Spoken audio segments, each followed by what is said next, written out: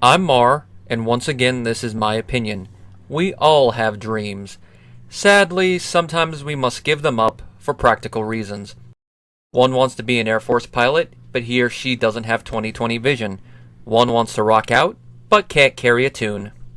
The list goes on. However, if one continues to pursue one's dreams, perhaps it can become a reality. That is the message at the core of today's topic. Beginning publication in 2014, My Hīrō Akademia is a superhero manga written and drawn by Kōhei Horikoshi. Set on an alternate Earth where people with superpowers, called quirks, are the norm, Izuku Midoriya dreams of becoming a hero.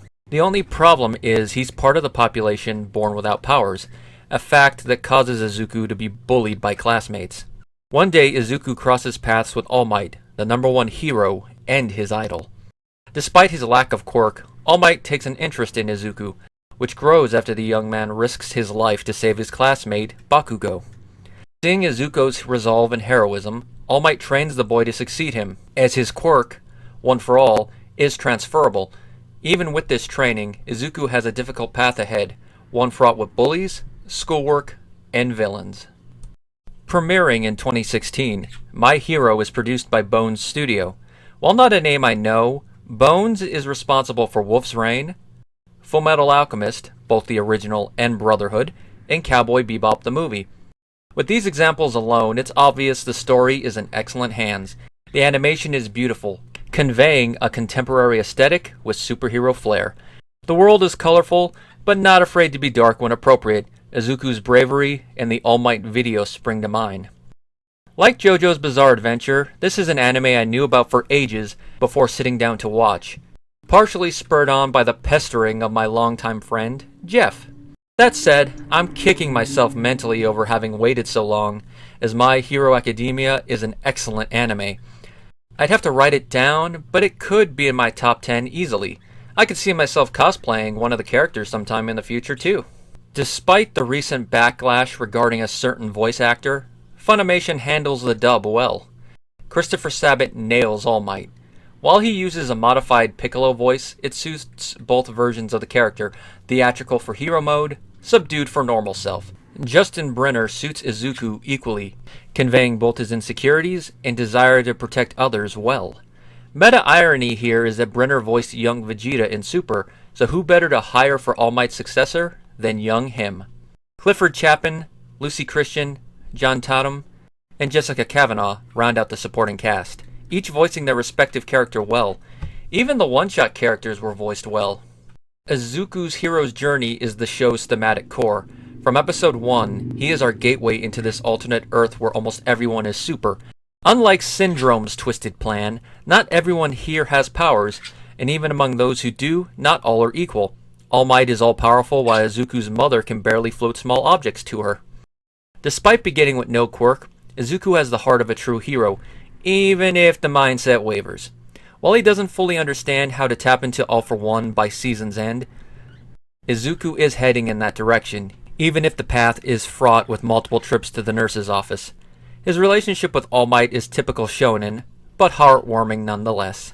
All Might pushes Izuku to succeed and is constantly prideful whenever his protege utilizes One for All in a new way. It's almost a father-son dynamic, which is interesting considering Izuku's father isn't dead. I know, a shonen protagonist who still has both parents, even if one is constantly away on business. What a concept. Izuku's relationships with his classmates are what one would expect of the setup. High school drama with superpowers. Izuku begins as an outcast, but after demonstrating One for All during the entrance exam, everyone takes notice and he earns some respect and a couple friends, one of which is an obvious love interest. It also strains his relationship with Bakugo. If Izuku is green Naruto, then Bakugo is Sasuke, if he was an even bigger jerk.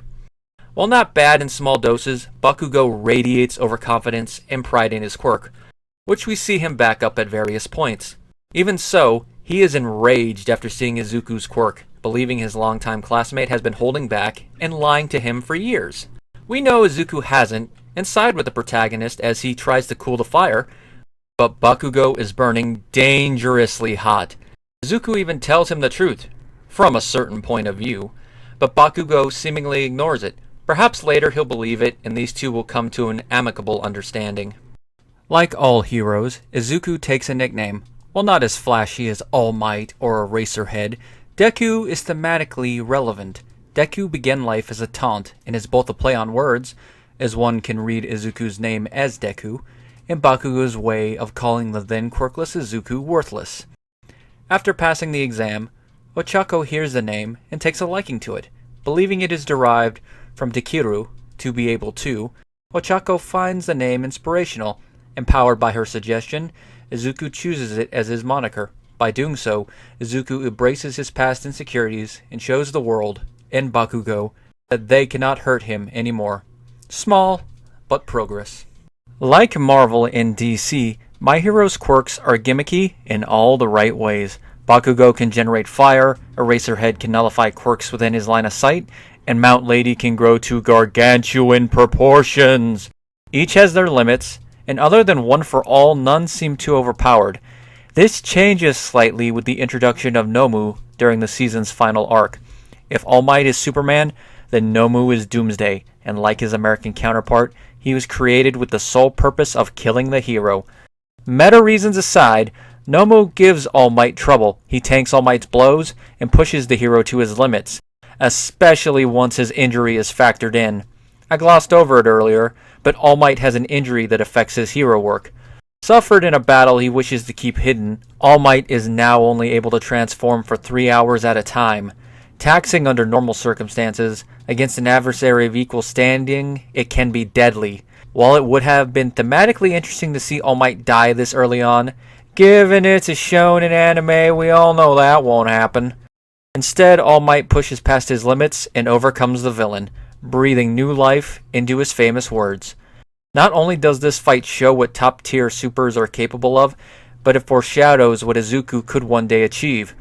This arc also gives Izuku and his classmates a chance to shine against low-level baddies, using a combination of strategy and ability. These battles give the audience a mix of serious drama, sprinkled with minor comedy. Nothing like learning by doing.